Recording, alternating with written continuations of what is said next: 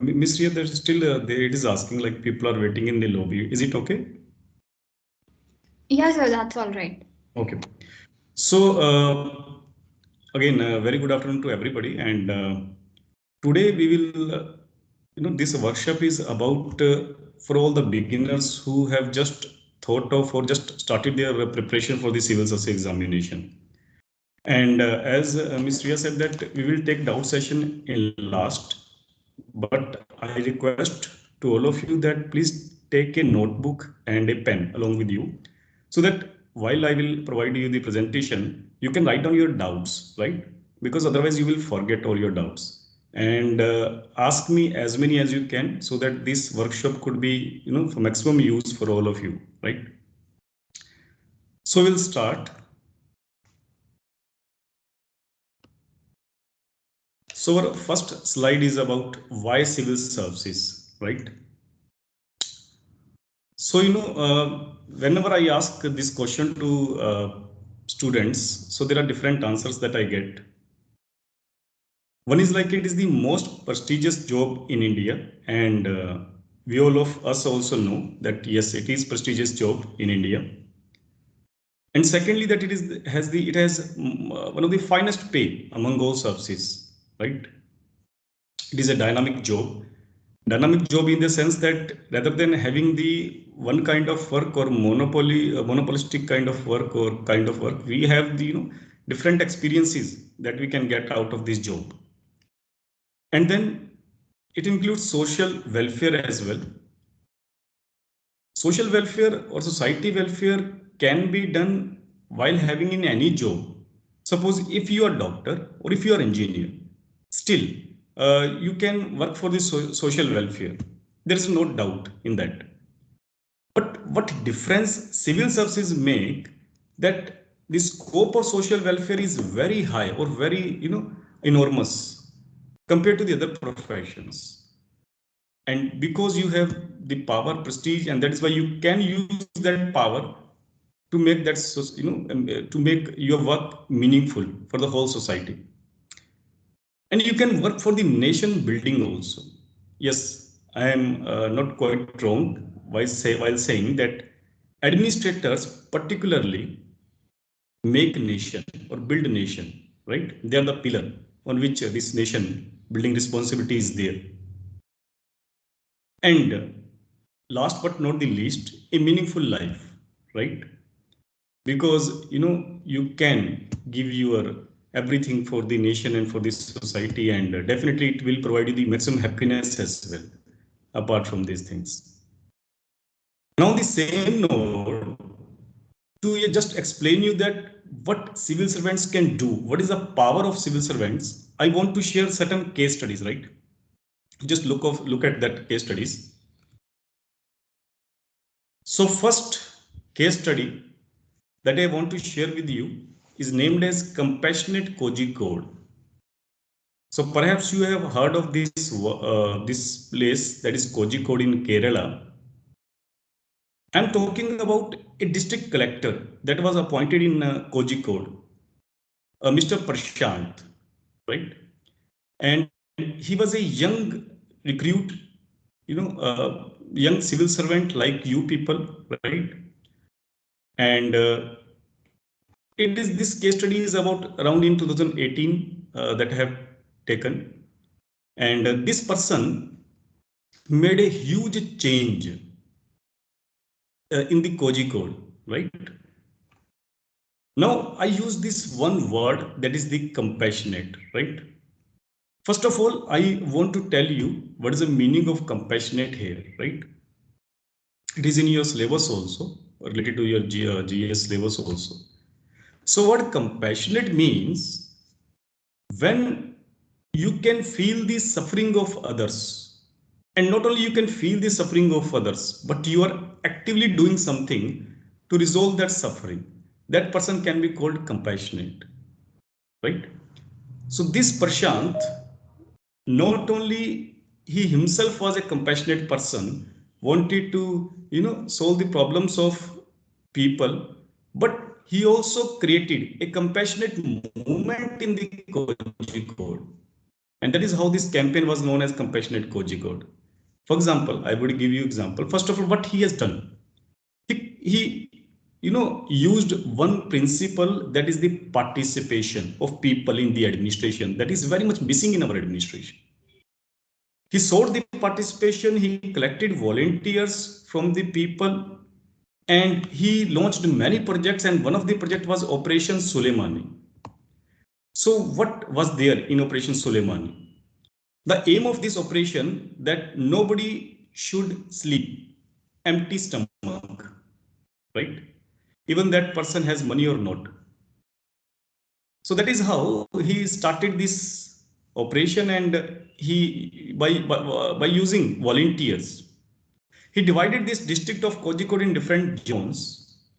He started a scheme of coupons, food coupons, and anybody who have that coupon can go to any restaurant in the district and can have the food.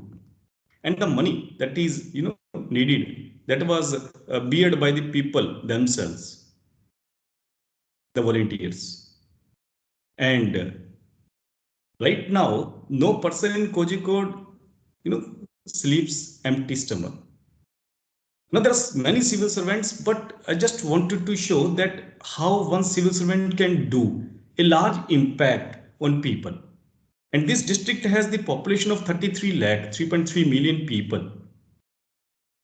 So you can just see that how one civil servant can make impact that is much more than related to any other profession, right? Now, when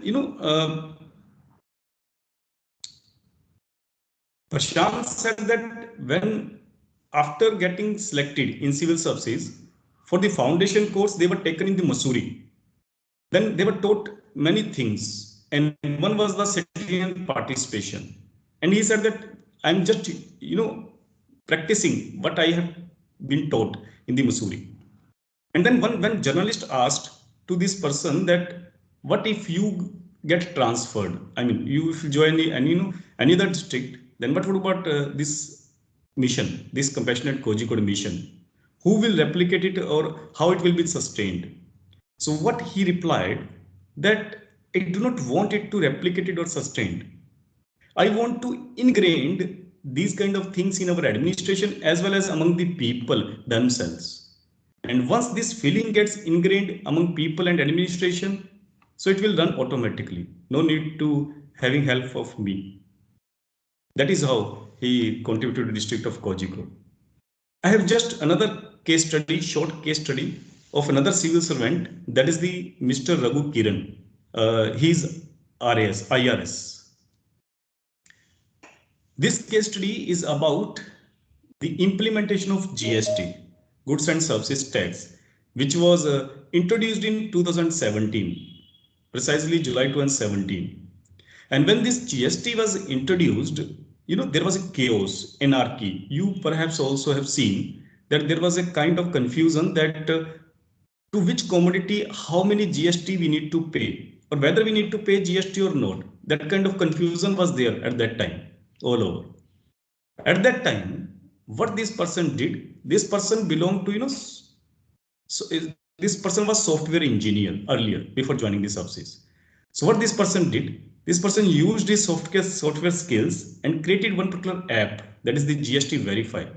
And using this mobile application, everybody could cross check the goods that whether we need to pay the GST or not.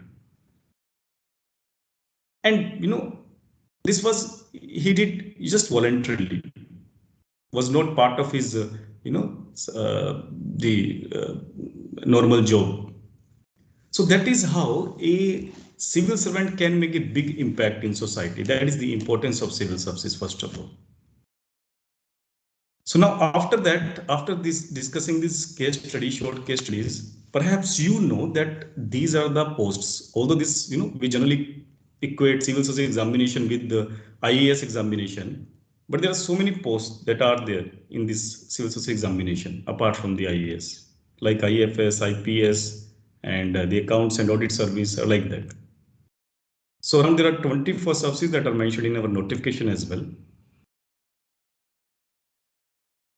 So after that, we will see the examination scheme, and we have three-staged examination, perhaps you know, but for the all beginners, I want to tell you that there are three stages: preliminary, mains, and interview. Preliminary, as name suggests, it is an objective paper based on multiple choice questions, and it is a qualifying examination. Once you clear preliminary examination, once you cross the cutoff of this exam, then the score of prelim examination won't be added in mains examination. So ultimately, merit will be decided by mains and interview, and preliminary just qualifying examination. Around 3 to 4 lakh or maybe 5 lakh students write this exam every year, right? And around 12 to 13,000 or sometimes 11,000 crack this preliminary examination, right? And these people write mains examination, right? That is the scheme. And out of this 11 or 12,000 who are selected for the mains, around 2,500 to 3,000 people are called for the interview or personality test, right? And out of these 2,500 to 3,000 people, around 900, around from 700 to 1,000, it varies. There are seats, final seats, right? So this is the scheme of the examination. So in preliminary examination, we will discuss one by one.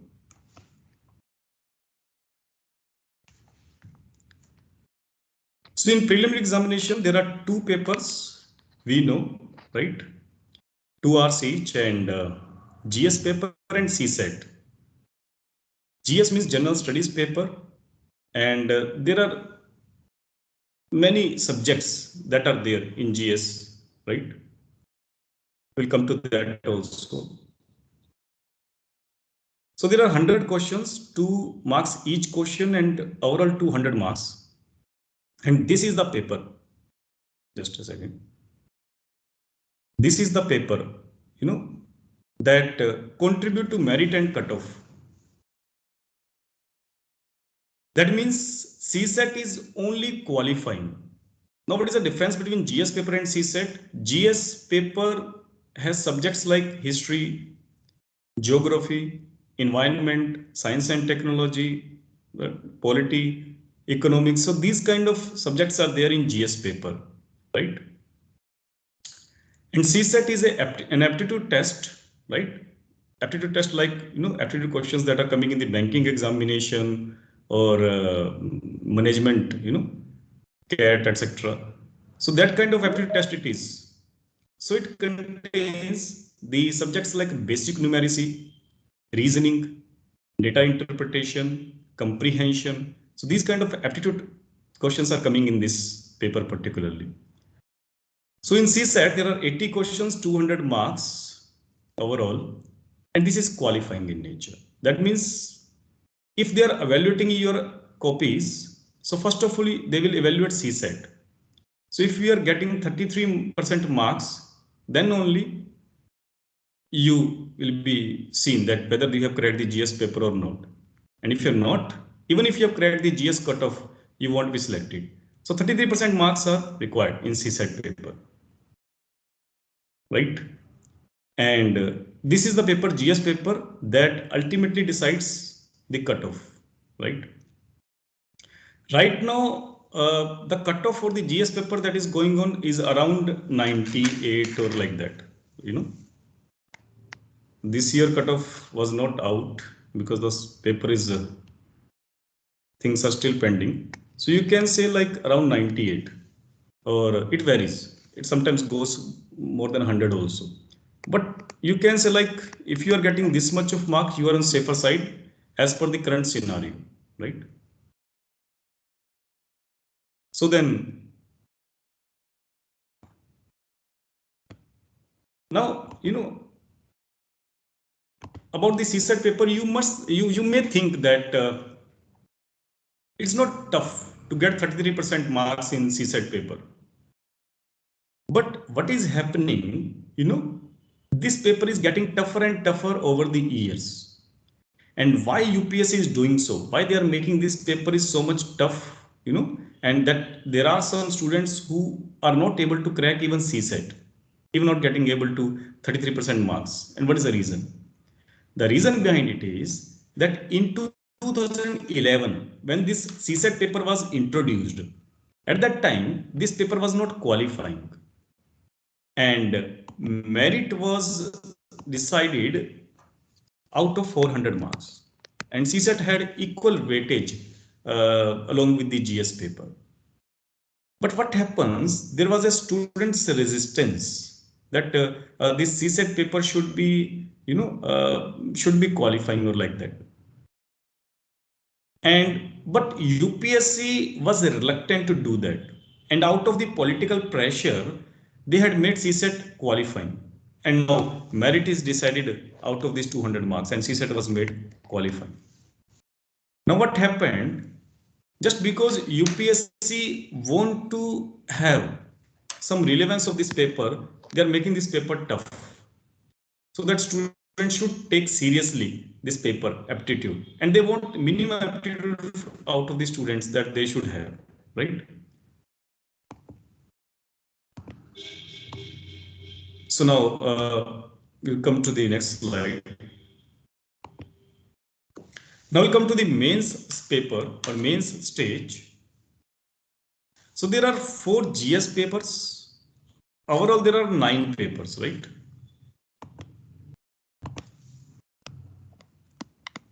And there are 4 GS papers. GS1, it contains the portion out of history, sociology, and geography. And GS2, Indian polity and governance, including government schemes and international affairs. It's a broad, that I am giving you. And GS third contains economics particularly, which contains the sectors like agriculture, industries, and service sector. And then there are discrete topics like disaster management, environment, science and technology, internal security, like that, right? So you can say GS3 paper is most diversified, as you can see, because there are topics from the different disciplines. And then there comes GS4 paper, which is particularly or popularly known as ethics paper. So there are topics chapters that are covered like ethics, attitude, aptitude, civil society values, probity, and case studies, right? And each of this GS paper is 250 marks each, and total score of GS paper is 1000 marks. And then there is an optional paper, right? Optional paper, as name suggests, you can choose your paper, your subject, as per your choice. For example, almost from every discipline there are optional paper that you can take. Whether if you're from science background, you can take maths, chemistry, physics, or engineering background, then engineers background. If you're from humanities, then there are tons of choices that you can make. Public administration, sociology, psychology, etc. For optional paper, there are 2 papers for one optional paper. If you have taken the public administration, suppose, then for public administration, there will be 2 papers, paper 1 and paper 2, 250 each, and cumulative marks are 500 marks. And then essay. In essay, there are 2 essays with 125 marks each and 250 marks. If you make the cumulative total, this is 1000 for 4 GS papers, and then optional paper 500, and then 250 for essay paper, that is 1750. This is the score based on which the cutoff will be decided out of 1750, that who will appear for the interview. And then apart from these compulsive papers, which decides the merit, there are the 2 qualifying literature papers as well. One is English, that is must to give. Another is any Indian regional language. So you can choose Hindi, Telugu, Tamil, or whatever. Depends on your regional language. Again, these two papers are qualifying in nature. That means even if you are getting the 33% marks, the work has been done. So next stage is the interview stage. I want to tell you that earlier interview was also qualifying in nature. That means even if you have achieved 500, suppose 1500 out of 1750, even if then if you not crack the interview, you will be debarred. This was seen earlier, but now reforms are made and interview has only marks, that is 275 marks, right? That means if you have done very good in mains examination, that has that much of weightage, 1750 marks, irrespective of the marks that you are getting in interview, less or more, at least your selection will be secured. And if you've done very good in interview also, then maybe you will get the good rank as well, under 10 as well, right? In that way. And so final merit is taken from 1750 plus 275, that is 2025 marks. And if you will ask me that around how many marks are needed for this selection, right? First of all, if you are getting 50% marks, again, as I told you, 50%, around 50% criteria is in prelim examination. Likewise, in mains examination, if you have around 50% marks, then you are getting ranks under 100 or like that. So around, more than 950 marks work to get selected in civil service examination. And that is not that tough to get, 50% marks are not that tough. It's just that our technique that we are using to crack this examination, how smart study we can make, right? But yes, this score is very much achievable. And then, what kind of interview is there, if maybe perhaps some of you are afraid of interview, that, what the kind of questions are asked, and, so I want to tell you that when you fill the form of mains examination, you fill the biodata. And most of the questions in interview are asked from the biodata only, right? That you have filled. For example, if you have taken your graduation from the sociology, suppose, then they would ask the questions from the thinkers of sociology. I mean, they can relate like that. And if you have written like my hobbies are like playing chess, then they can ask certain questions from the chess in that way. I mean, it will revolve around your biodata, the questions. Apart from that, some certain situational questions can also be given just to test your presence of mind. But one thing you need to very much clear about the interview stage, that they're not testing the knowledge in the interview, because they have already tested your knowledge in the preliminary and mains examination. They just wanted to test your presence of mind, personality, confidence, and how honest are you. That is also very much required. So there is no separate study that is need to make for the interview. So particularly, what are important things for us? Preliminary examination, mains examination, and interview preparation goes side by side. And not only interview, all three examination preparation is going side by side, right? And one more thing I want to share with you here only, that the syllabus of mains examination has become syllabus of prelim examination. If you will see the notification, then they will define the preliminary syllabus, very concretely. Because suppose there is GS4 paper, that is the ethics paper, and ethics paper is not mentioned in the preliminary syllabus. Likewise, there is a post-independence history in GS1, right? That is another topic. Likewise, the international relations, these kind of things are not strictly mentioned in the preliminary syllabus. but questions are coming. For example, the question came, that relation between law and liberty, and that we read in ethics paper as well. And the difference between opinion of Mahatma Gandhi and Karl Marx, that kind of question asked in prelim exam. Again, that we read in ethics paper, right? Likewise, the question came on post-independence history in prelim examination. For example, the assigning the events in the chronological orders. For example, the nationalization of the banks or all. But I want to tell you that right now there is no different prelim syllabus.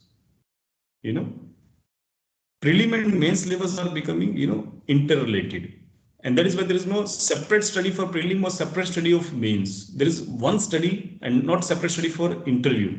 There is only one study for all these three stages, right? And that should be your scheme of preparation for this examination. So after that, we move to another discussion part, for which you are here, right? That strategy to crack this examination. We got the basic idea of this examination, what is the pattern. Now we'll see the strategy.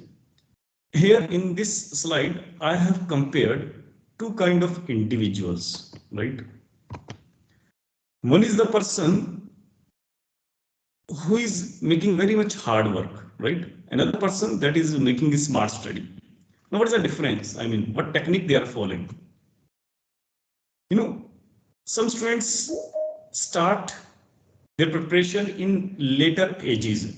Later ages, I mean, for example, after 21 or after 20 or after 19, like that. Yeah, after sometime after 23, 24 also. I mean, after completing the graduation. And what happens that when you complete graduation, then there is some kind of pressure on you, because at that time you needed some kind of economic economic empowerment, and there is a social pressure also, pressure from parents also. So these kind of pressures are there. So out of this pressure, sometimes we cannot produce our effective result. But these smart persons always start early. And it's good to see that all of you, while being in college, while undergraduate, you are started preparing, was at least thought to prepare for this examination.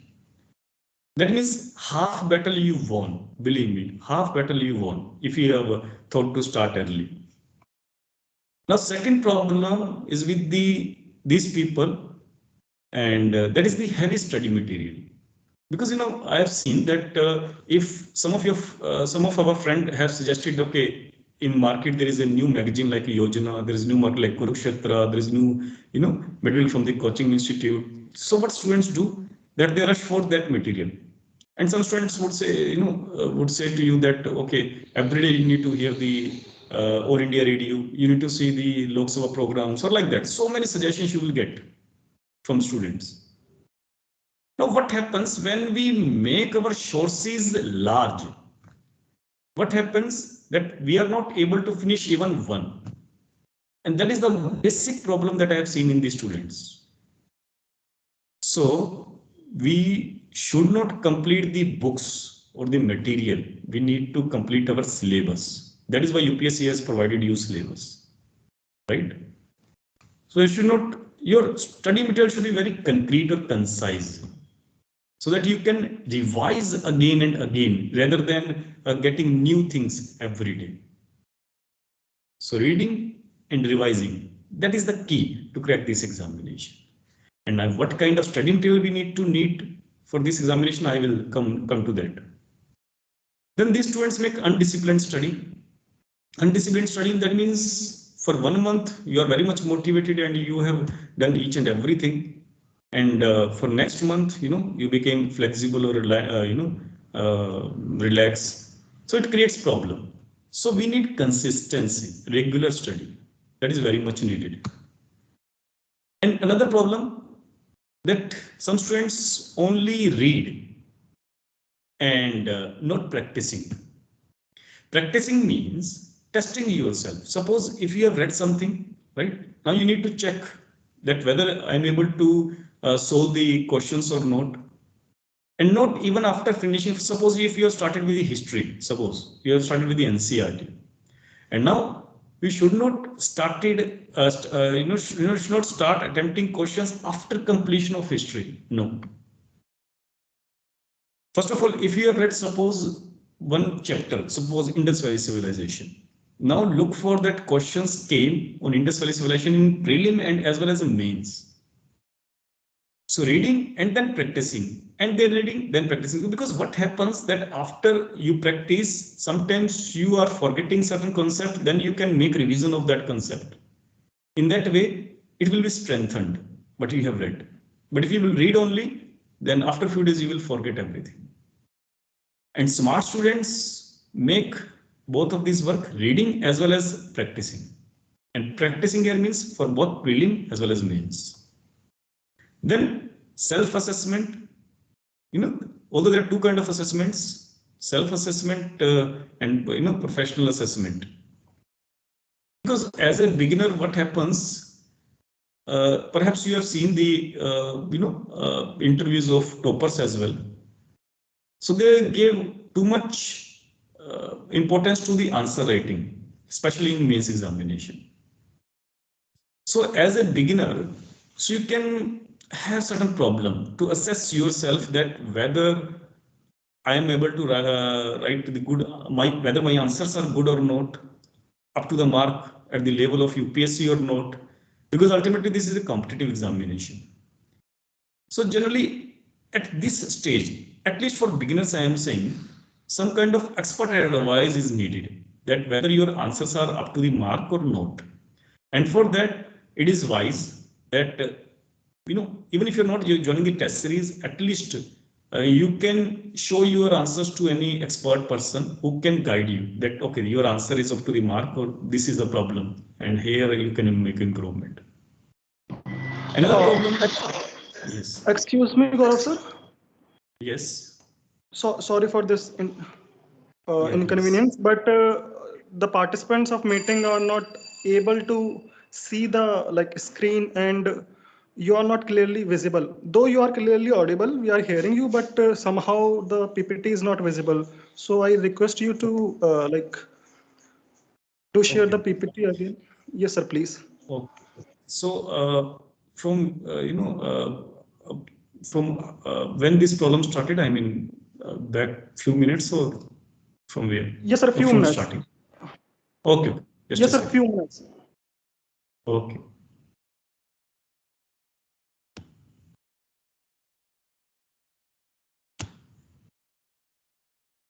So please let me know that whether it is visible now.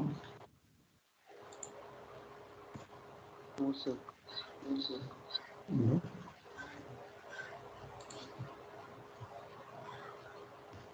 No, sir, it is not. Okay. Actually, from my side, I have presented the screen. For camera also. Okay. So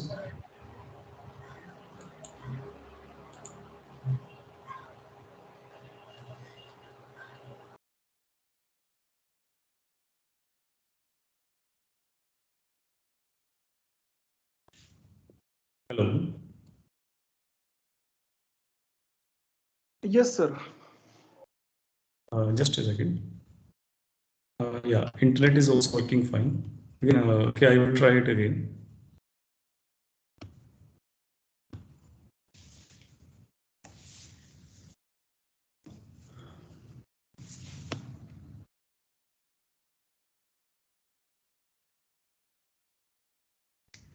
Yes, Mr. Amit, whether it is right now, it is visible or not?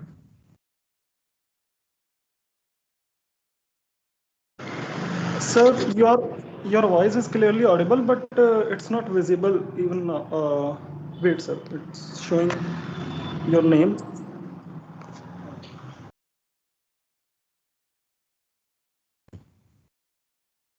Okay, I will try another method. Just a second. So let me know now.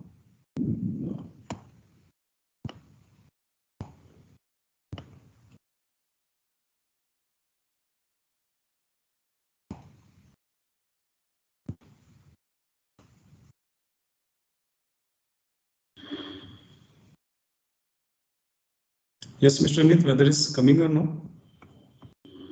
Sir, it's not visible to me. I think. No, So, friends. can you please make me again presenter? Maybe the technical problem could be there.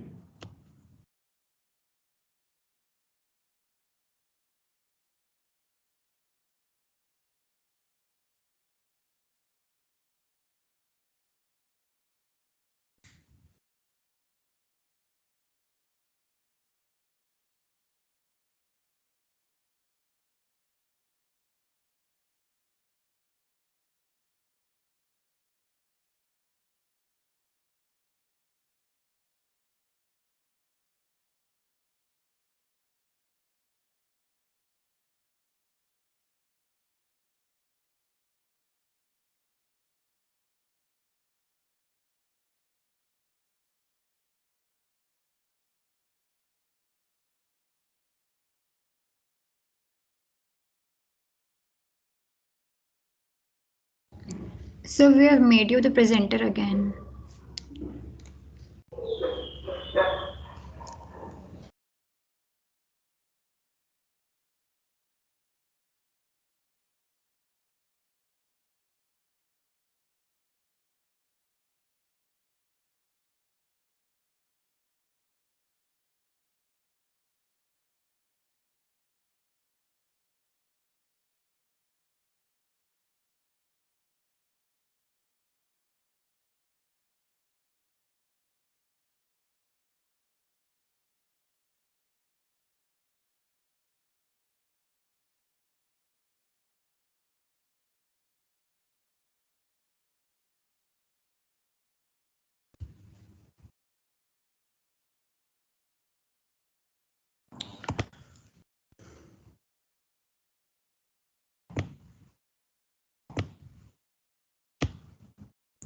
Okay.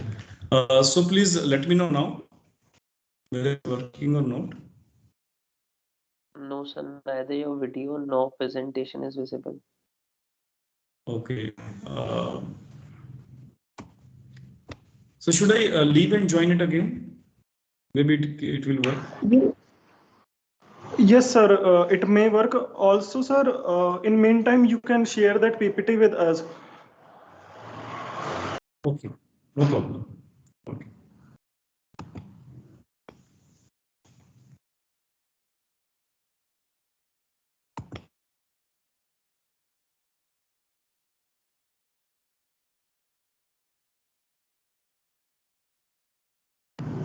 Sorry for this inconvenience, participants. We will continue the session in few minutes.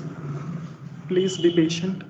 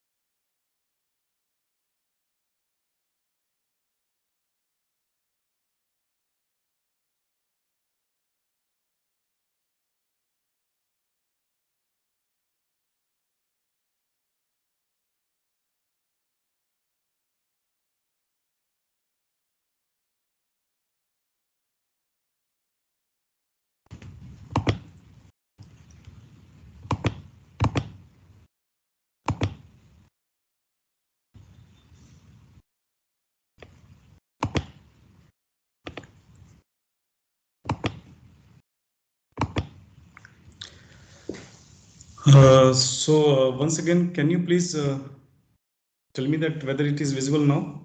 Yes, sir. Presentation is visible. Okay. So we were on the point like self-assessment, and we have done that, and poor health. We were talking about that. So poor health, because sometimes we make the exhaustive study, and at the other day we become relaxed. So it should not be so, and the lifestyle should be very much healthy.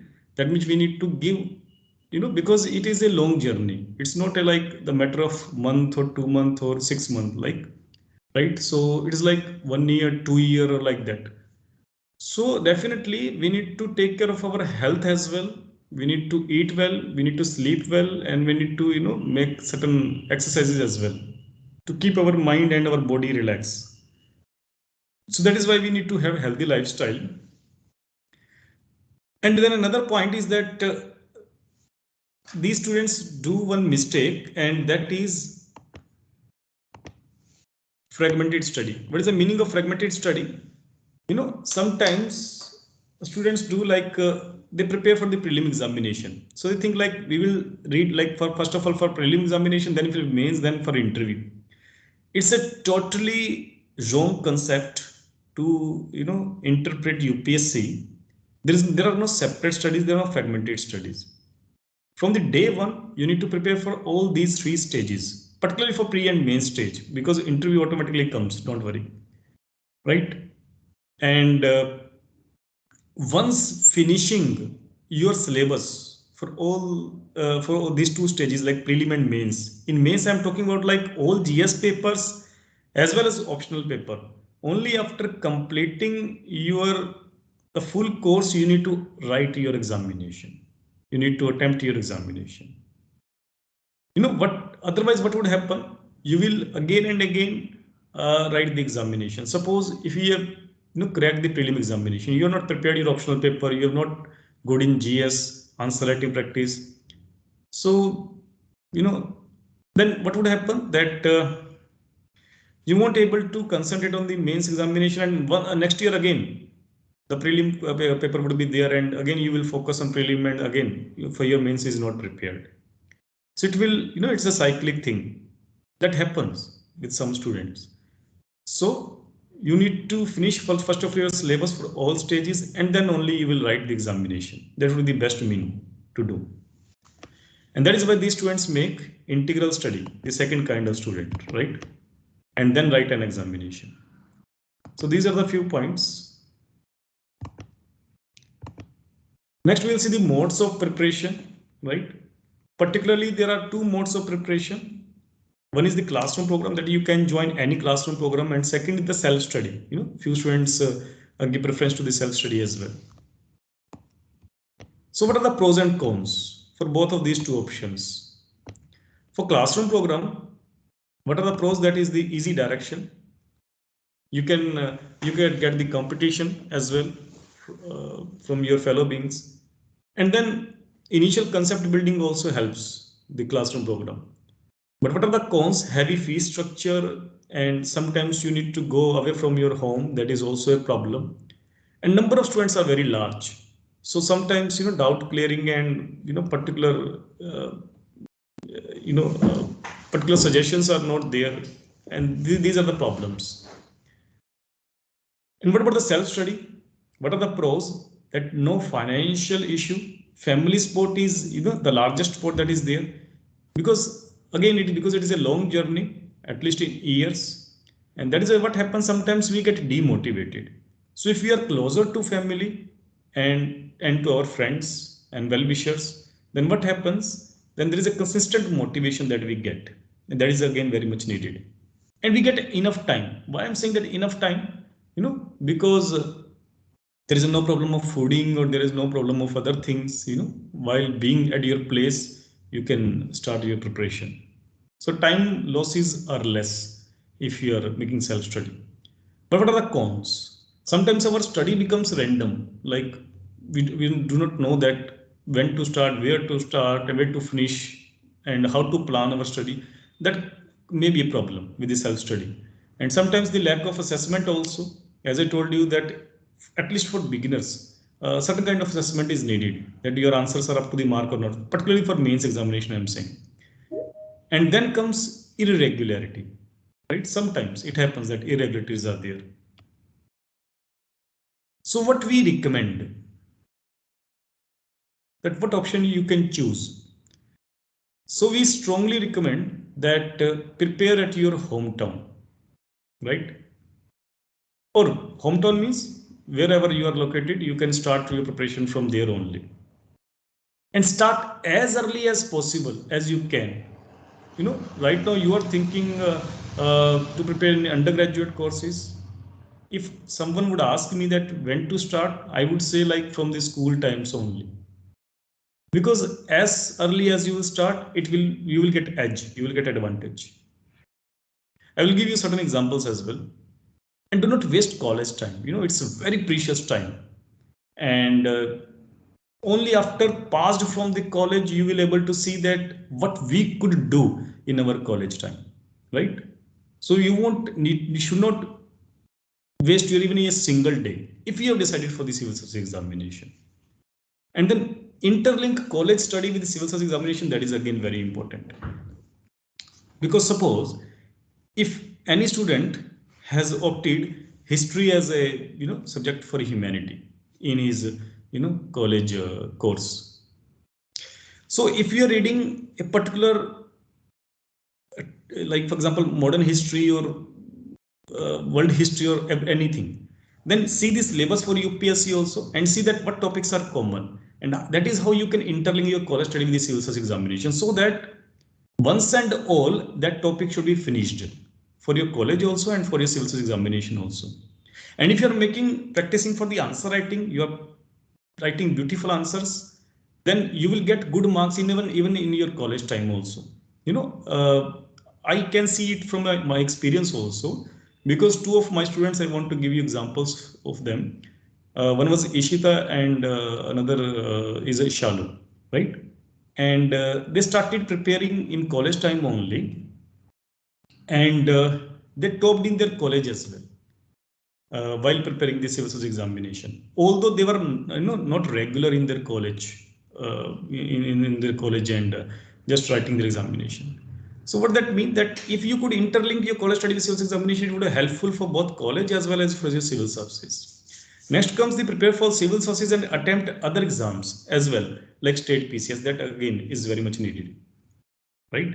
Because although even if our final aim is to crack the civil service examination, we should write the state PCS examination along with that also.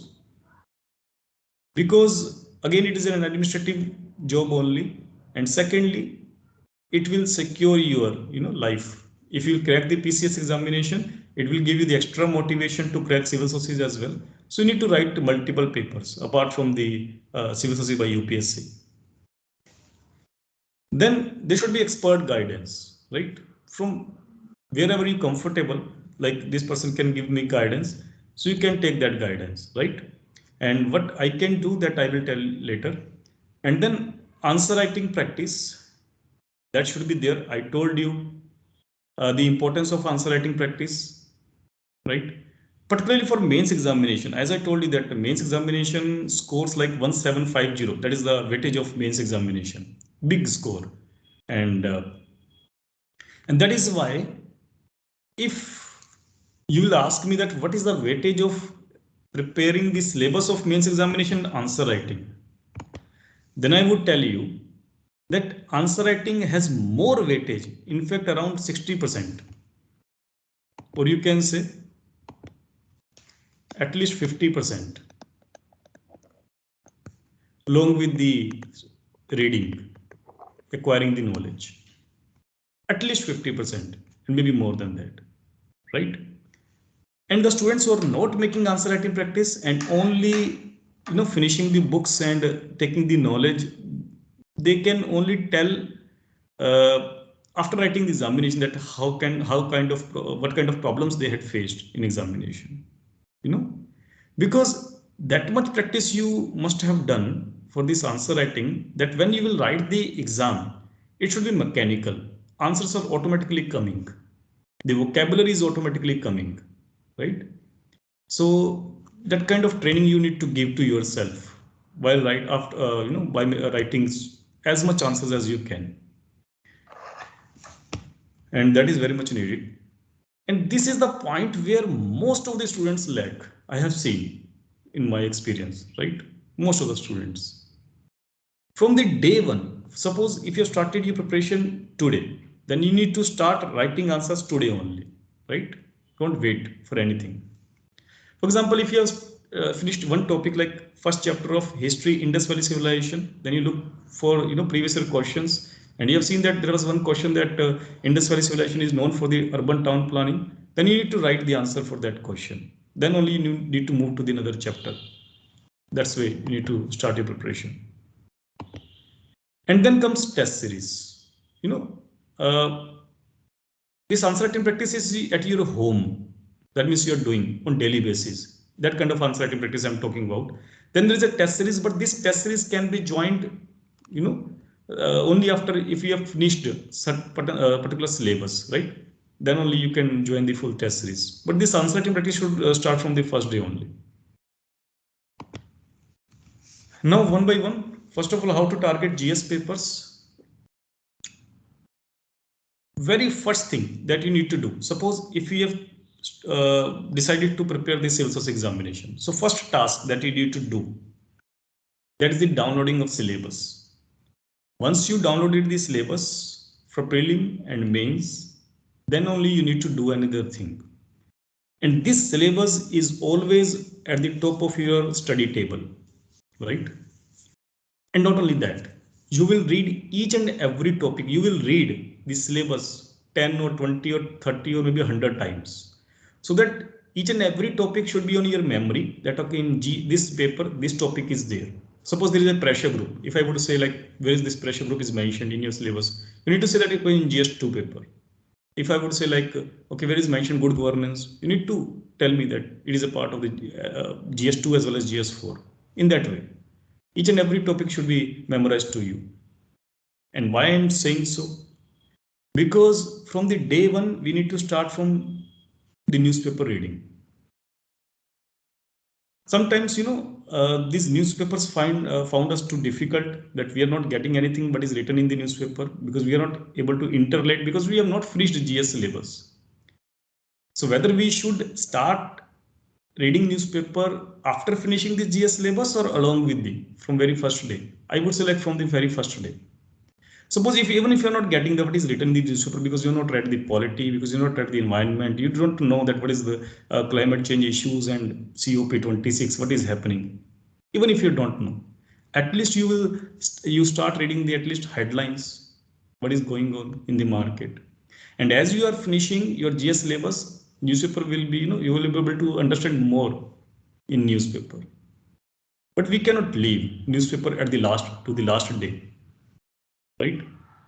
And what is the importance of newspaper? We will discuss it later. And now you have memorized this syllabus. What are the topics there? And you started reading newspapers. Now, what would be there? You need to link current affairs written in the newspaper to your syllabus. Again, I would give you example. Suppose there is an incident of fire somewhere, right? In factory or whatever. Or in an incident of flood somewhere in Assam, suppose.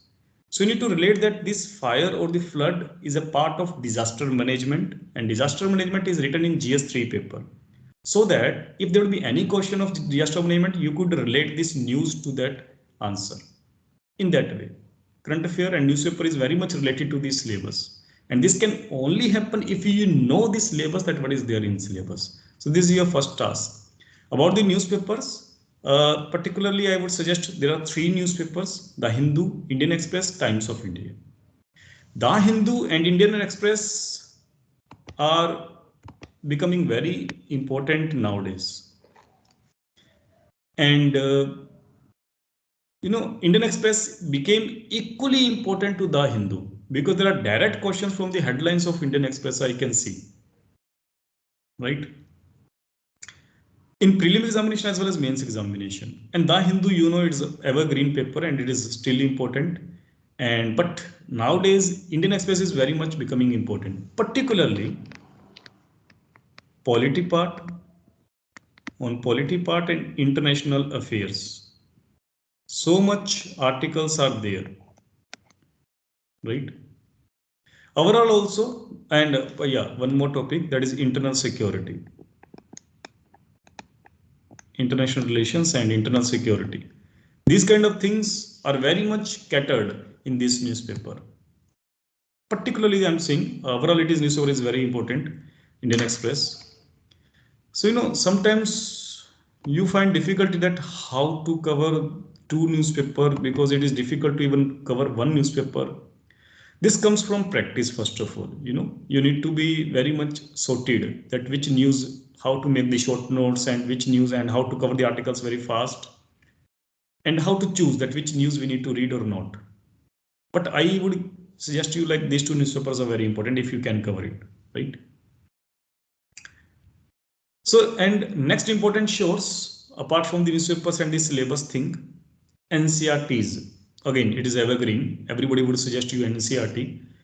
But in NCRTs also there are two options, old NCRTs and new NCRTs, and both are important. Earlier, more questions from the old NCRTs, but nowadays new NCRTs are also becoming equally important because questions are coming.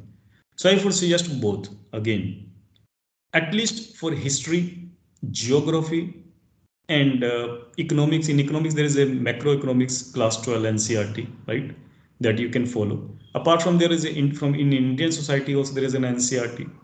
About the sources of books and everything, we will take another session. I will give you the whole detail, but briefly I'm talking about here. Then there is a democracy in India, that kind of NCRT is there, right? So these NCRTs are very important to read, and both old and new, right? And particularly in geography, you can read the new, but for history, both old and new. And then rely on standard books and not guides, right? What is the meaning of standard books here? Certain books perhaps you have heard of. For example, Lakshmikant of Polity. There is a standard book, and every student, every UPSC aspirant follows this book, Lakshmikant for Polity, right? So there are some standard books. I would provide you a list of standard books as well, and we will discuss on that matter also. And keep your material very short, right? Material should not be, as I told you, that smart people are those people who concise their material and revise again and again rather than multiplying their resources. And then rely on government materials or sources like Public Information Bureau, because so many questions have been asked in Public Information Bureau. And you can go with the some current affair magazines as well, to cover all these news. And then there is a government publication, India Air book.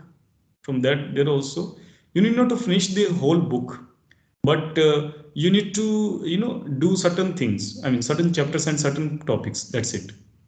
And budget and economic survey should be done thoroughly, and very recently budget was there, and economic survey came before that. And every year there is a budget and economic survey. These are one of the most important documents for this preparation. And then there is another important source which students generally not focusing, but I found like it is very important, and that is the ministry's annual reports. Every ministry around in the month of December gives their annual reports, right? And in these annual reports, they would mention the government schemes or the programs that they had launched. So these annual reports definitely can be seen, at least for the government schemes and the programs, important programs. And there are direct questions that are coming from these things, these sources. And then there are FAQs. FAQs from what, from where? Suppose, there are few topics in geography, for example, tsunami, cyclone, these kind of different topics that are mentioned. There are so many others in GS1 paper. From geography I'm talking about. Then there is a government website of Indian Meteorological Department. And you can directly go to the FAQ section for cyclone, for earthquake, for tsunami, etc. And from these FAQs also direct questions came in previous years. And most of students do not know these kind of sources as well. Because I still remember that in 2013, one question came on cyclone, that how to name cyclones, and the question was from the IMD FAQs. And because this is a government source, and that is why authenticity is there also. Then there is, you need to download. As soon as you, download the syllabus, you need to download the previous year question papers as well for both prelim and mains from very first day only. And why previous year question papers? Because as I told you that your mode of study should be like that first of all reading and then practicing, and after practicing, revising, right? This should be a technique I would mention also. So first of all read things and then practicing, right? And then practicing, and then again revising things in that way. So this cyclic approach should be there. Why I'm saying so? Because by using this approach, your concepts would be strengthened, and you won't forget things. And here practice means practice for both prelim as well as for mains. Prelim as well as mains, right? And this practice you will made from the previous year question papers. You need not to search on Google every time that what questions are there, I need to write the answers. Just download the previous year question papers and solve those papers. That's it. Right? That should be your technique. And this line is very important. That is, I'm right now telling you. Generally, people do not say these words, that previous year papers are best mentor which will guide you throughout this preparation. From very first day, you need to bind yourself to this thing that I'm telling you. If you'll ask me that who is the best mentor for us, who is the best guide for us for this examination, I would say previous year question papers. Suppose if one teacher has taught you, but how to get that, whether I'm able to, I am moving on the right direction or not, you can cross check yourself by solving the previous year question papers. Or suppose not teachers, if you are making self-study also, and if you wanted to know that whether I'm on right track or not, just solve the previous year question papers, that's it. And if you're able to solve that, that means you go on right track. And if you're not, then please mold yourself and do those things which are asked in the previous question papers as well. And again, that is not a one-time activity, regular activity, consistent activity. Every day you need to practice. If you have read and if not made practice, you want to read another chapter till you will make the practice of that thing that you have read. So in that way you need to go. Then comes answer writing practice is the most important part of our study, especially for mains examination that I already discussed. Adopt read and write process. Write at least one answer daily. Join test series as you finish syllabus. I mean, only after finishing syllabus, join test series. Otherwise, you write just one daily answer. And for example, if you take meal daily, you bath daily, right? And you attend your college daily. There are so many things. Likewise, you need to make it a rule in your life that in this preparation, that at least one answer I would write daily, and I won't sleep if I have not written any answer. Even if you're writing good answer or bad answer, that is not that important, but writing answer is very important, right? And sometimes I claim also that those students who are writing daily answers, at least one answer on daily basis, nobody can stop that person to crack the civil examination, right? So again, this you need to make rule from very beginning. Then I come to the optional paper that sometimes there are confusion that which optional paper I need to choose or like that. I would say first of all it is based on your interest, syllabus, Relevance to GS. Relevance to GS means if any optional paper is contributing to GS. Suppose you have taken the optional paper of engineering. Suppose electronic engineering you have taken, right?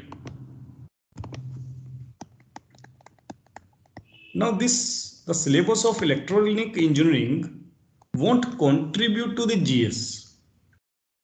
You need to make a double, hard work. It is not contributing to these papers. So try to choose if you can, not necessarily. You can try to choose those optional paper which can contribute to GS so that some kind of syllabus should be matched. And again, some students generally ask to me that if we are good in science subjects, for example, maths, physics, chemistry, so whether we should opt or not. This is sometimes it's difficult to tell these things, but I am telling you one particular thing. Maybe you have not heard of earlier, and it will definitely help whether we need to choose the science subjects or not, which are not contributing to the GS. See, there are certain subjects, for example, geography, history, PubEd, sociology, and nowadays anthropology and psychology. These optional papers are also, very much on demand. And there are other papers like maths, physics, chemistry, and agriculture. These kind of papers are taken, by very less students. If around, say, 14,000 students are writing mains examination, and you need to understand this thing very carefully. If around 14,000 students are writing prelim examination, so around 2,000 people would take geography or more than that. I'm just giving the rough idea, or you can take 200, 2,500 also. Around 2,000 history, again around 2,000 PubEd, 2,000 sociology, or like that. So there's a maximum students who will take like these optional papers only, which are belongs to the humanities. And who will take maths? Out of this 14,000, around 100 would be take maths, and around 20 would take, maybe less than 20 or 10 students would take physics, and then chemistry maybe 10 students or like that, or maths could be like 100, 200, whatever. What is the problem, right? Sometimes the students who have taken the maths examination and they claim that they did very good, still they're not got the good marks and could not select in the examination. Why it happens? There is a methodology, that is the scaling. Scaling means UPSC wants selections from each and every subject. They do not want like that. If 100 students are opting maths and each of these student has done very good, that all of these 100 would be selected. No, this is not so. There will be scaling.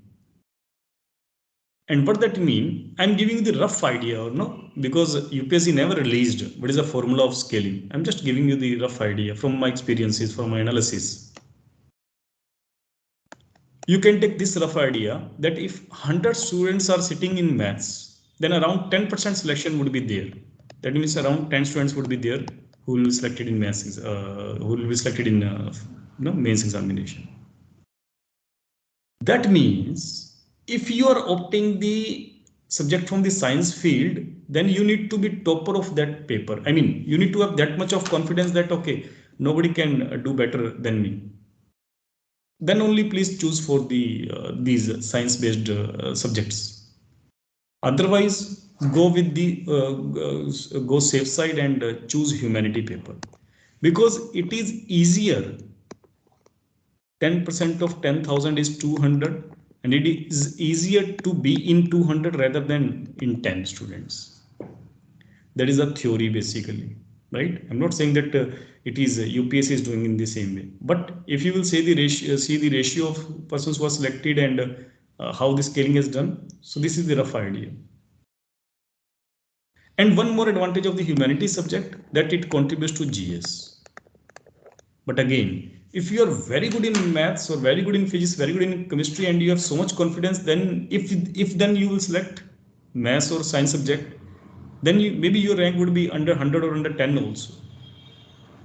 But for that, you need to be master of that subject. You need to have that much of confidence. Otherwise, your marks will be scaled down. Even if you are getting out of 500 marks in optional paper, even if you're getting 400 marks, you suppose 350 marks, you will be scaled down to 250 or like that. That is called the scaling, because there are different optional papers that students are choosing. Then try to finish optional paper syllabus before writing mains examination. That is very important. As I told you that without completing your syllabus, please do not attempt prelim examination. Otherwise, you will be contained in the loophole. Every year you will write the prelim examination and mains examination, syllabus won't be completed. So write only prelim examination only after the completion of the whole syllabus, including optional paper syllabus.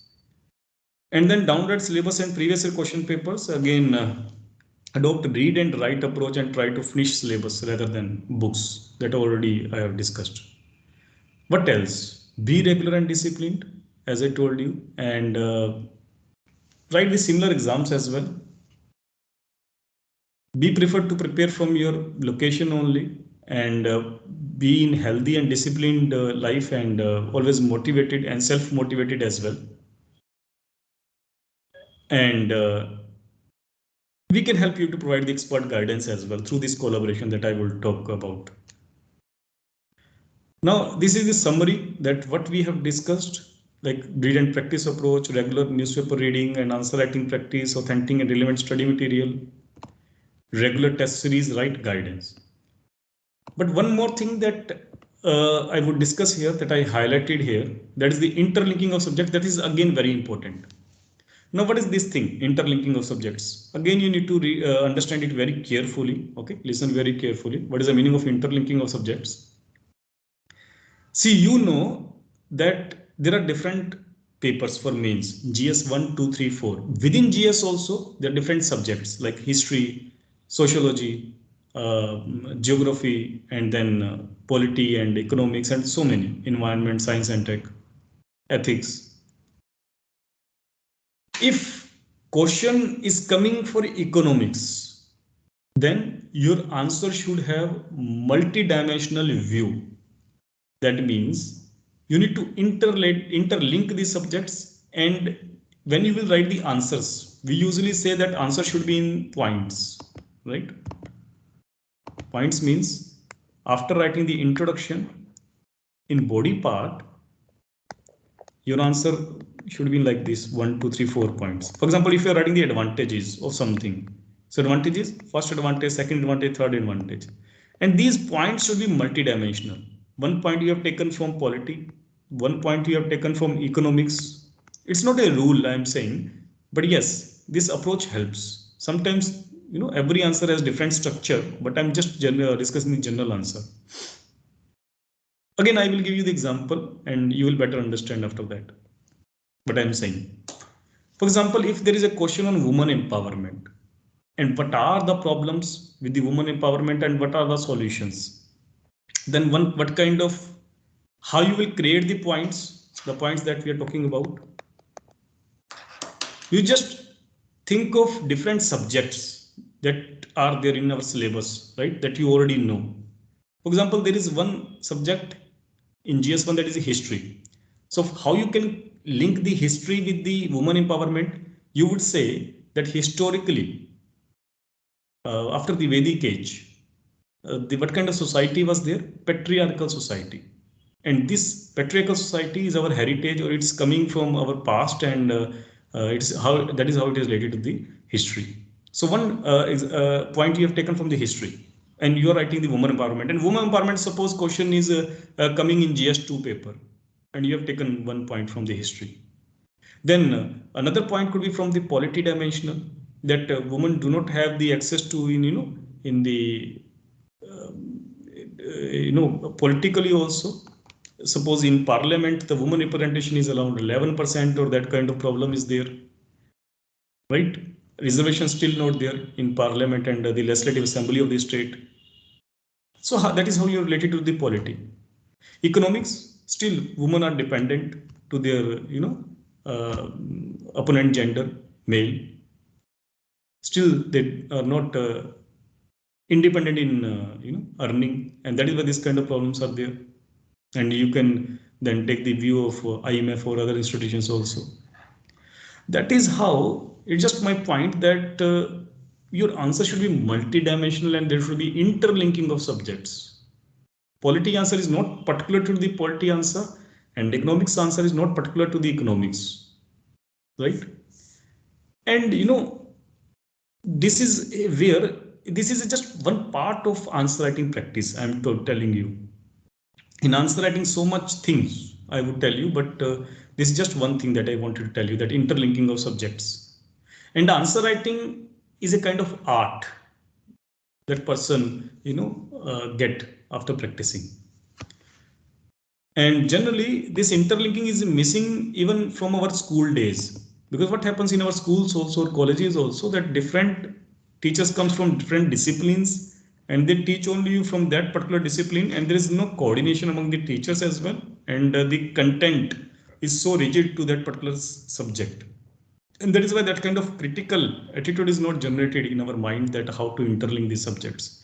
But for UPSC, it will help if you are able to do that, right?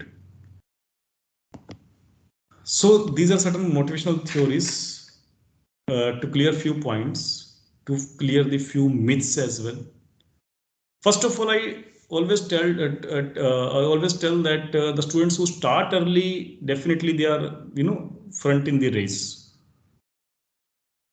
And example is Miss Tina Dabi, who got the first rank in first attempt, and perhaps maybe because she started earlier and from class 11th only, and that is why she was able to get the first rank in first attempt. Then there is another example of Prem Kishore, and you just see the age, 22 years. That means by the time they passing their college time, they are able to crack this examination. Then there's Prem Kishore, who started in college, and yes, he got rank and selected first attempt. These are just few examples, right? There's so many, just included few. And this person, why I mentioned Mr. Manoj Kumar, who is from Madhya Pradesh, particularly Gwalior. And why mentioning this person? Because there is another myth among students, like, okay, I was not good in my school time. I got 50% marks, 60% marks, whether I can go for civil service examination or not. So this person is a source of motivation, because this person was 12th failed person. What happens, that why we get less percentage in sometimes schools or colleges, because we do not like to read, or we do not like to study as well. But sometimes you just enter so deep in civil service examination that you started loving it, and you just doing amazing things as well. And that is why definitely each and any student, any student can crack civil service examination. Only dedication, patience and hard work is required, right? Any student can crack this examination. Now what we want to offer for your college, particularly from my academy, and what I can do. I have had words with Mr. Amit as well, that first of all, we will provide the expert guidance as part of our institution to institution collaboration, so that the students who are making the self-study as well will able to understand the basics and the technical things of this examination. And then this was just first workshop, and we can conduct the other workshops as well based on the subject matter. For example, the decoding of syllabus, we can discuss the syllabus as well in the workshop, and we can decode the topics that what are there and from where this topic can be read, or like that. We can talk about the sources. We can talk about the another section that is on the answer writing practice, how to do, right? And reading newspaper, how to read newspaper, and how to make notes of newspaper. That is again very important, right? Because notes should be very short, right? And how to read and how to make notes, that's again very important. Then solving previous year questions. That means we can directly solve the previous year questions in the workshop as well. That this could be a structure and this could be written in this question paper, but only after if you have read some basics of things. And then very recently, the budget and economic survey, is there, and we can discuss in another workshop about the budget and economic survey as well, whereby you will able to get that how to read these kind of documents, which are important documents. We can create Telegram group, and I can give you the mobile app access as well, and I can make a dedicated batch as well. The students belong to the Delhi University, and in that app access, you will able to get first of all the basic requirements, the sources and everything, materials as well.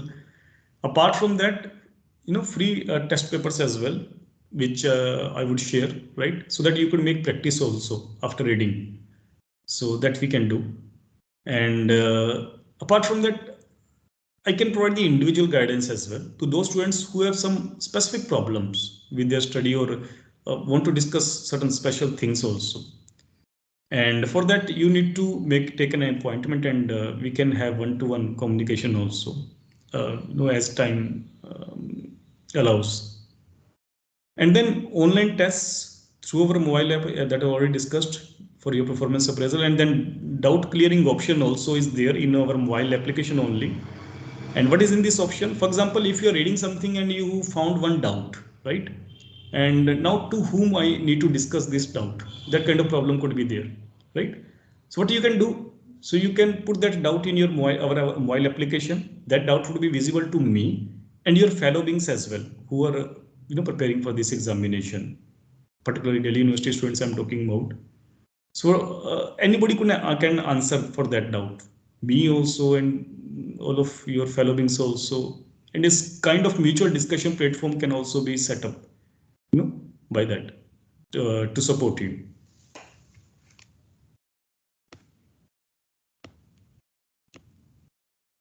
And now there is one thing that is evolving nowadays, that is the interactive live online classes, right? That is becoming a new paradigm in preparation. And I already told you that you can still prepare at your hometowns because we have this thing. That is the, because right now also I am able to give you the workshop just because of this platform, right? Which has, many advantages that I have mentioned here, right? The cost effective and value for money and everything. So as you give the tests, that I mentioned, like in mobile application, we can discuss those tests as well, right? By making these kind of, again, workshops as well. So that is how we can help, right? And we can create a Telegram group also, dedicated Telegram groups also for Delhi University students only. So now this is it with this meeting, and now we'll take the doubt session, right?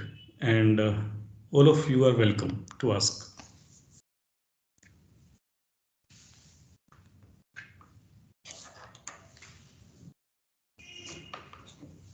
Yes, please.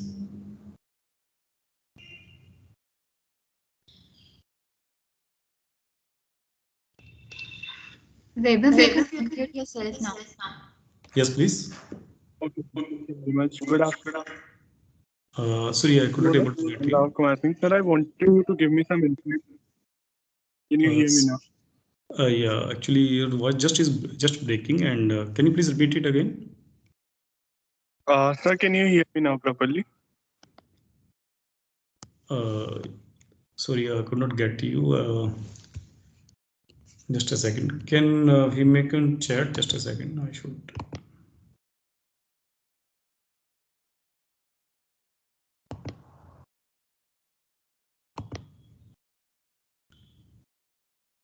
Yeah, Mr. Amit, let me know that we have to open this chat thing.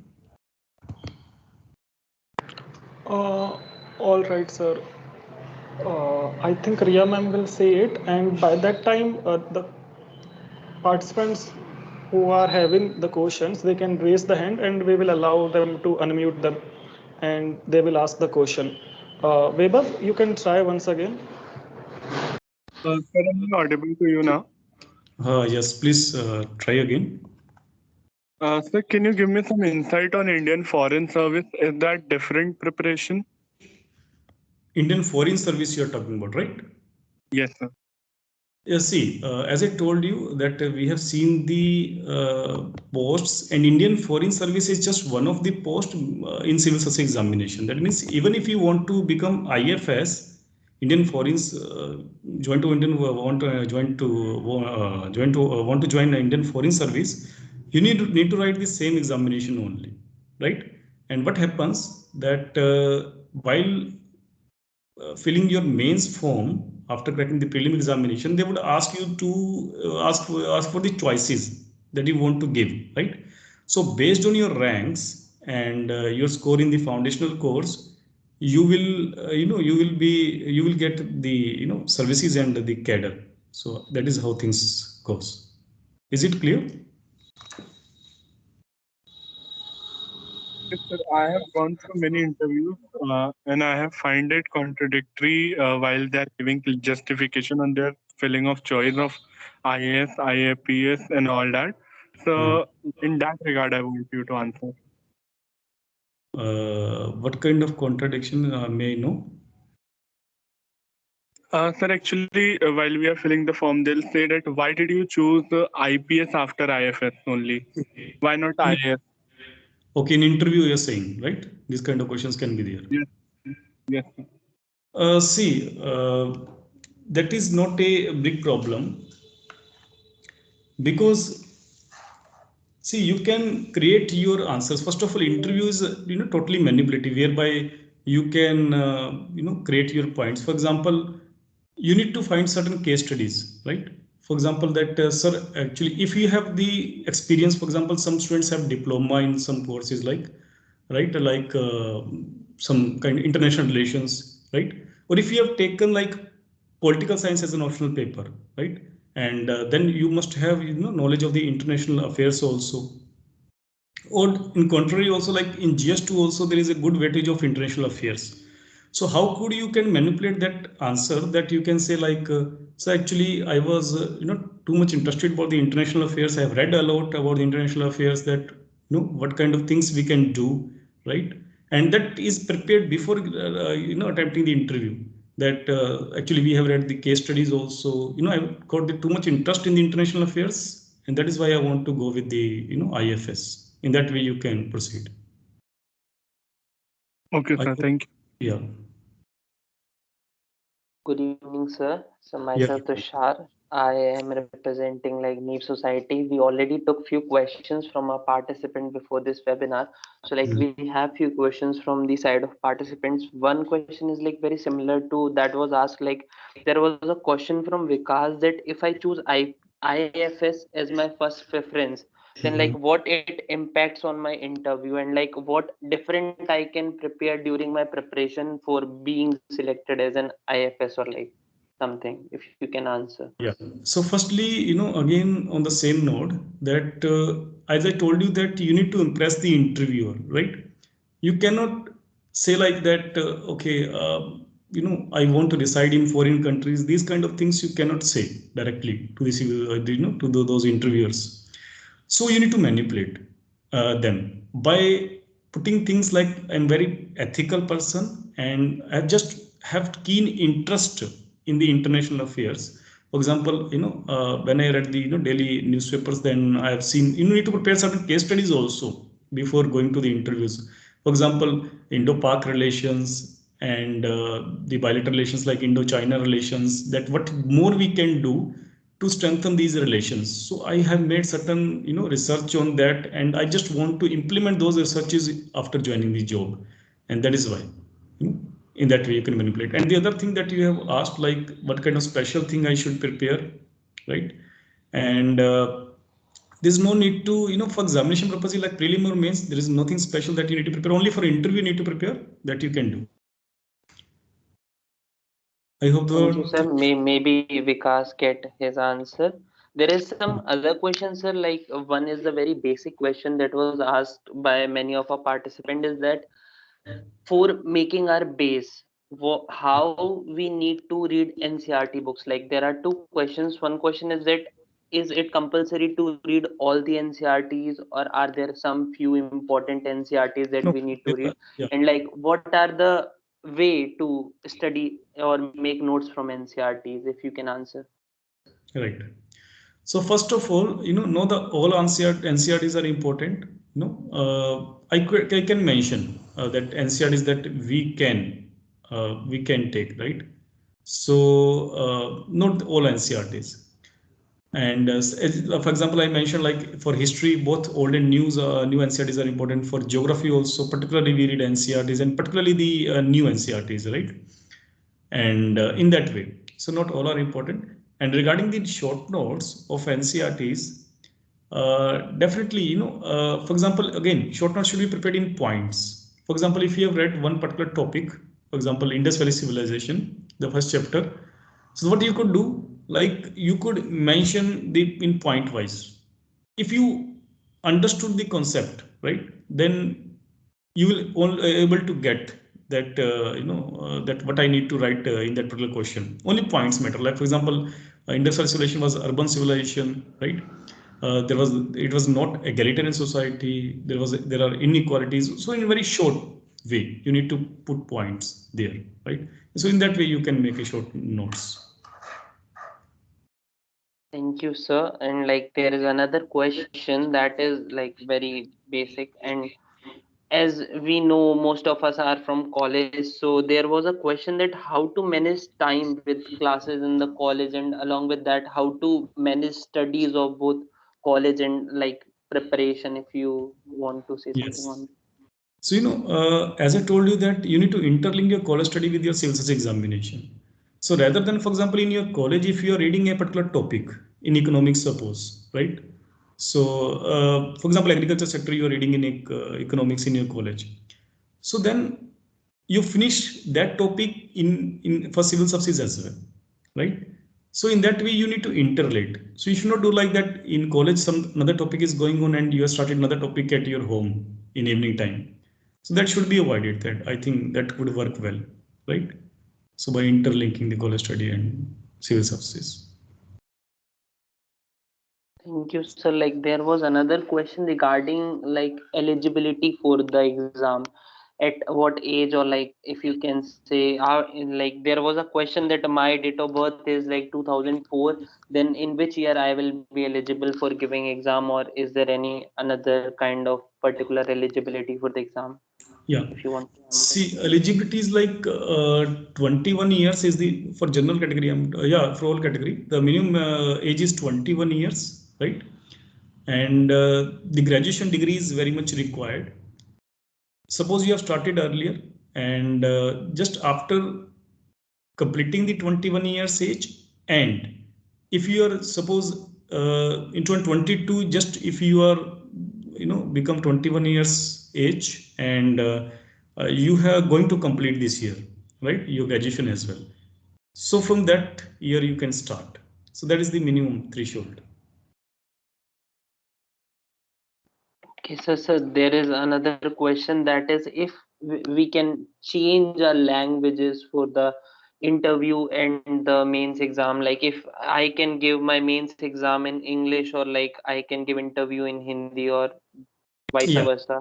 Is this possible or not? Yes. There is an option for that. I think while filling the mains, paper, I think that there is option for that. That for interview you can choose the different languages.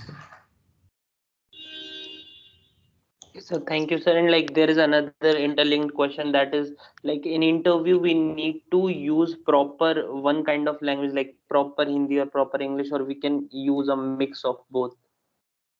See, if you have chosen English language, suppose, then you must talk in English. That should be there, because it put bad impact. Like for example, if you have chosen English language and you're yourself talking about in English. Suppose if interviewer is talked in Hindi, if one interviewer is from Hindi belt, then you can't go with that Hindi words. But you can quote some thinkers. For example, if you're mentioning Mahatma Gandhi in your interview, and then you can speak any statement of Mahatma Gandhi, that can be there. But the basic communication should be in English. if you have opted English. Thank you, sir. Like there was another question regarding the books, like what you prefer that are the basic standard books that we need to start preparing from the very beginning along with NCRTs? See, there are many basic standard books. I think we can have, I will tell you the short list as well. For example, I told you one is the Lakshmi Kant for the polity, right? For history also, there is Vipin Chandra as well. That could be an important book, right? And Spectrum also some students read. But again, even if you are selecting the Vipin Chandra or the Spectrum, you need to choose one, not the two, right? Because your sources should be very limited. So in that way, there are so many books. Definitely that we can, I can provide the list also to all of you that what kind of standard books are there. Like there was another very common question from our participants that if you want to say something on time management, how to manage a time or like daily schedule for preparation. See, time management, first of all, there should be a time planner. You need to make your, you need to regulate your time in written format. For example, I would get up at 8 a.m. Okay, this is my college time, and this time I would, a certain kind of timetable should be there for your whole day. And in that timetable, you need to give the proper time for the for your health also. For example, exercises or like that, and only after making the timetable, and that timetable you can mold also as you find like okay, these kind of changes I need to do, but yes, there should be a proper timetable for that. Thank you so much, sir. Like this was like enough from my side. Like now we can take questions from the participants present here. Yes, please. Abhinav, you can go ahead. Yeah, thank you. Good afternoon, sir. Sir, my doubt is regarding the GS3 and GS2 papers mainly because these are two very dynamic chapters. Also, but the GS2 paper, which is the polity paper, is also static from the point of view of prelims. So my doubt is when to start integrating these current affairs with the with our GS2 paper, like the polity paper, and same with the GS3 paper also. And I've also opted for the PSIR as my option. So there are certain static portions as well in the PSIR, but when to actually start integrating the current affairs with the subjects, what is the right time, and can we supplement our newspaper daily newspaper reading with the compilations which are available on the internet? Thank you, sir.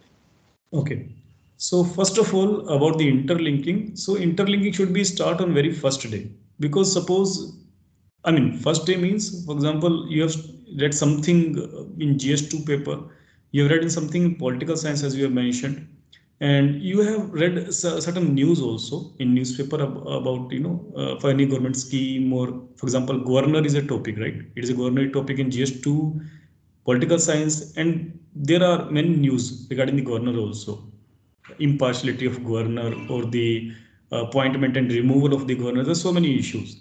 For example, if you have read the governor and you have made the notes for governor, what you need to do that, and your notes you can make, like if you are tech savvy, you can make on, make a soft copy on Microsoft Word, and otherwise you try to make your notes on A4 sheets or the loose papers, I should say. Why loose papers? Suppose if you have made notes of governor, and what you can do, and if you have read in news that in particular state, for example, Karnataka, this kind of governor has that kind of issue, then you just can put that example in your that notes only. In there will be a single source, that is your notes, and you're putting the examples there only. So in that way, thing can work. And what was your second question, by the way?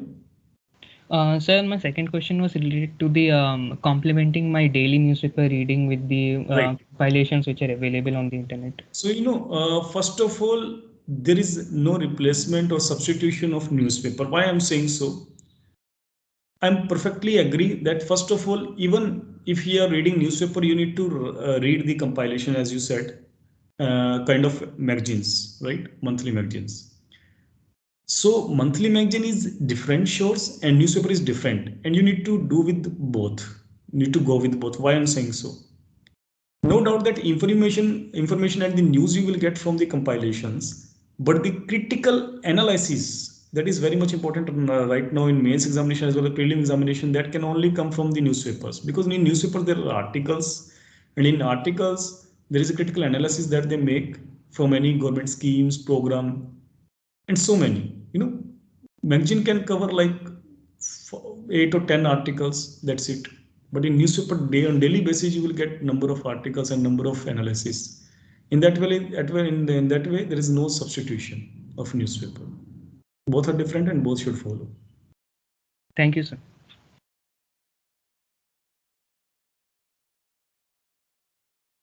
Yes, please. Next. I think Ms. Prachi.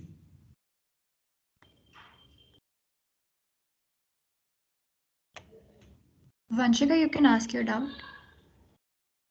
Sir, good afternoon, sir. Yes. Sir, sir, जैसे during an interview we can come across some questions about which we don't have any knowledge, or we are not sure about that content that we right or wrong. How to deal with those questions? Yeah. First of all, your face expression should not be like red-faced, right? Suppose if any question is asked to you and if you do not know, then please do not say negative statements. The case we can reply to this question in 2 ways. One student can say like, sir, I do not know about this question. This is the one way to respond. Another way to respond like, sir, I think I should know more about this thing, or sir, I think I should know about this thing. So in that way. So you are negating that you do not know, but in a positive sense that, okay, I need to read about this thing. But yes, speak confidently and say honestly. Never try to deceive the interviewer by giving the wrong answers. Okay, sir. Thank you. Yes, welcome. So we are having 2 more participants who want to ask their questions. Atul, you can go ahead. Yes, please.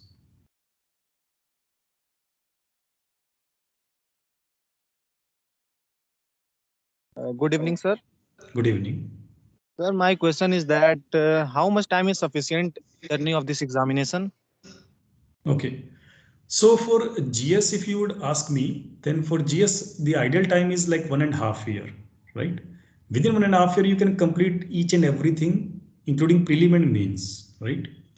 And for optional paper, if you would ask me, like it would be from 6 to 8 months. 6 months should be enough, but yes, if there is optional paper that is as long syllabus or comprehensive syllabus, then around 8 months to finish syllabus, right?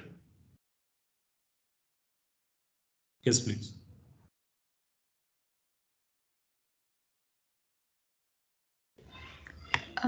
Thank you, sir. Next, we are having Prachi Jan.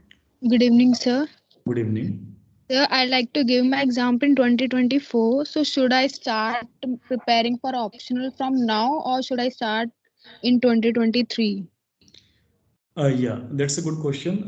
You need to start first of all with GS paper, right? After having some certain command on GS paper, I think, because otherwise, if you will start optional paper right now, it would be too hectic. College time and GS and optional paper. So first of all, try to finish, give 1 year to GS, and after that, go with the optional paper. Okay, sir. Thank you. You're welcome. Yes, please. So Kanya, you can unmute yourself. So good morning, good evening, sir. Good evening. So my question is that, sir, you have asked to write a daily basis answer. So how can we increase the writing level, or how can we write a good answer, sir? Because that a person who's not good at writing, so what they should cover up, so or they should prefer to the previous year answer, the books to prefer the right answer, or they will conclude or write by their own self. See, as a beginner, it's little difficult to cater the answers, like to assess the answer, like whether I'm writing good answers or not. But you should try first of all, right? You need to start. And you can, if you know someone, I mean, if someone can guide you or like that, who has already written examination or selected person, or any teacher, first of all, as a beginner, you can just go with like that, whether my answer is up to the mark, you can go with the expert advice. And one thing. And secondly, then after getting certain knowledge, then you could make a self assessment as well, right? But after only writing like 20 or 30 questions, there is one more method that you can attempt. Because there is I can see like so many of you are preparing for examination. You can make a group as well. For example, group of 5 or 6 students, or like 10 students, not more than that. And you can make a mutual discussion as well, like what points we could include, what is missing, like advantages or like that. You can make a cross verification of your answers, your grammatically mistakes, or your points, what how good points you have written. That also would work. Sir, I want to ask one more question. Yes. Sir, I want to appear for the UPSC exam in 2025. So, sir, what should I start at that moment? Sir, from where I should start? See, first of all, after you got your syllabus and after you have printed the previous year question paper, and then your next thing, like, okay, start topic wise, right? For example, if in one paper, like it is mentioned like ancient history, so took the NCERT of ancient history and read it. But definitely the one reading is not enough. So you have read and made a practice, and again make another reading. So you just do one thing, like finish topic wise, right? And rather than reading only, one GS, one completing GS, one wholly. So you can do like that, like you have started two subjects simultaneously, like history and polity, or like that. So that, you can make changes as well. So it won't be monotonous as well. So in that way. Thank you, sir. Yes. So, Yes, please. sir, like I am going to choose from, I am going to choose my optional paper from public administration or political science and international relation. So, what should I choose? Matlab, what is the main difference between two, or which one will be more benefit for me? Again, that's a good question. Why I'm saying so? Because there is one thing that I have not mentioned in presentation, but I want to tell you. See, first of all, selection can be taken from any subject, right? It's based on our interest. And secondly, about from public administration, I would say, like public administration is the subject that we are going to be. I mean, we are only going to be public administrator only. And even after selection in Missouri, when there will be, you will attend the 3 months of foundational course. At that time, you will attend the public administration training only, right? They will teach you public administration only, and you need to implement also the public administration thing only. But in political science, that is also relevant to GS as well, and but no, that is not relevant to your services. First of all. Secondly, if you will ask me that in GS and public administration, or which subject will contribute more, whether political science to GS or public administration to GS? Again, answer is public administration. Why? Because in public administration, there are topics from like budgeting also, and that is also there in GS3. We discuss about the ethical thinkers also, that is part of GS4. So in that way, there's so much connectivity in GS and public administration. Third thing, why public administration over political science? That there was a committee that was formed by UPSC that made a recommendation that mains examination to be level playing field, and we should go away with this optional paper. And they recommend to add one more GS paper apart from this 4 GS paper, that is GS5 paper. And the syllabus that they had mentioned for GS5 paper, that is from the public administration only. And because you are going to write the examination 2025, as you said, so maybe by that time they can, go away with this optional paper and the newspaper that they will add based on public administration only. So I think need to go with that only.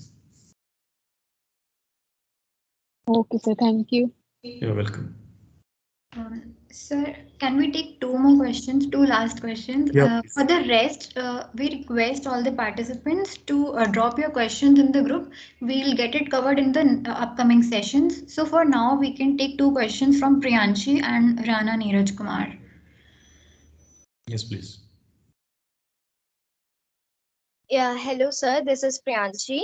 Go ahead. Sir, my question is quite from interview process wala part. Sir, we usually see many interviews and उसमें हमें like board members say कि आप जो feedback होता है उनकी तरफ से they say कि आप ऐसे ड्रेस रहिए और थोड़ा सा ना अपने उस इंटेलिजेंस पे वर्क करिए, थोड़ा कॉन्फिडेंट रहिए.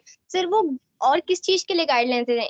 क्या इसके अलावा भी कोई अदर इंटरव्यू प्रोसेस होता है जो हम लोगों को नहीं दिखाया जाता, जो और अलग से लिया जाता है पर्सनैलिटी डेवलपमेंट टेस्ट का? देखिए, see, this interview session is more, very diversified because it is a personal based. I would tell you, for example, if the interview panel, there are around 5 members are there in interview panel, and suppose if one person is from the defense sector, suppose the person was ex-army man. Now what would happen that the person would try to ask the questions from the defense sector also. So in that way, you cannot say like that this would be the pattern of interview. What would help to you, whatever you have read in GS part in prelim and mains examination for 1.5 or 2 years or 3 years, whatever study that you have made, that would very much help to give you the to provide the answers, right? So you please do not worry about much thing about the interview. First of all, you need to be very solid in the GS part, and if you are solid in GS part, answers would automatically come. I am very much sure in interviews, right? And apart from that, after this GS, there are certain mock interviews also that you can attend. That is not a big issue, and most of the questions are on biodata. And thirdly, as I told you, that they are not testing your knowledge. Even if you do not know the any answer, then you can straightforwardly say that yes sir, I need to know about these things, and in that way, it won't deduct your marks. Please don't worry about that. But if you do not know the answer, and if your face is red and your confidence is lagged, then it can create problem. Okay, sir. Thank you, sir. Yes, please. Okay, sir. Sir, my question is that suppose I'm taking political science and international relation as an optional, then the approach of writing answer in optional and GS2, which is also related to political science, would be same, or in optional the answer should be more deeper and elaborated because it generally tests our specialization in that subject which are optional. Yeah, it's again a good question. Again, there is a little difference in the approach to write the answers. Why? Because in optional paper, what you need to do, because there are thinkers almost in each and every optional paper, whether it's a pub, political science or sociology or whatever. So you need to interlink thinkers with the applied part. In your case, the interlinking with the thinkers as well as the Indian administration. Suppose every optional paper is divided into two parts, paper 1 and paper 2. Paper 1 is most of theoretical paper, whereby you will read the theories and thinkers, and paper 2 is applied one, irrespective of pub or political science. So in paper 2, applied one means Indian polity. So what happens that while writing the answers of paper 1, you need to give the examples from paper 2, that is the examples from Indian polity, the current affair example that you're reading in newspaper. And while writing answers of paper 2, you need to give the examples of thinkers. You need to apply the thinkers in those practical questions. And apart from that, you need to interrelate thinkers as well. Like few thinkers have made the similar statements, you need to interlink the thinkers. And if two thinkers have made the contradictory statements, again you can interlink the thinkers. That is the best way to write the answers for paper optional. Yes, please. Okay, thank you, sir.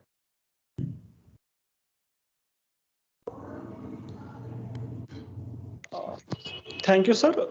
I hope all the participants and the mentees have asked their questions. And with this section of doubt session, we can conclude the workshop. Do you want to share any other thing, sir?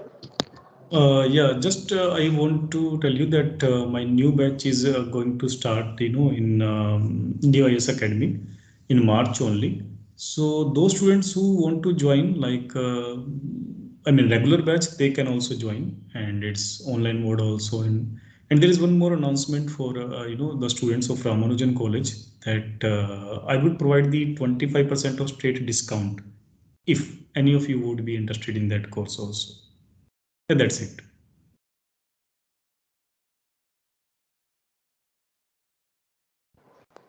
All right, sir. I hope I'm clearly audible and visible to you. Yeah, please. Okay, sir. Thank you, sir. Thank you very much for this session. It is such an honor for me to get this opportunity to thank all the delegates and the participants of the meeting on behalf of Neev, the Civil Services Society of Ramanujan College. I would like to express my gratitude towards the Neo IAS Academy, and a special thanks to Mr. Gaurav Garg sir for taking out time from his busy schedule to grace the event. And you have started the session with the question that why civil services only. Then you have talked about the strategy and the holistic way which we can adapt and the integrated way. And you have mentioned some motivational stories also. So we hope that the participants and our mentees got the session in very informative, productive and helpful way. Thank you so much, sir. And I must thank all the participants of the meeting and the organizing team for working hard to organize this workshop. Thank you, sir. Welcome.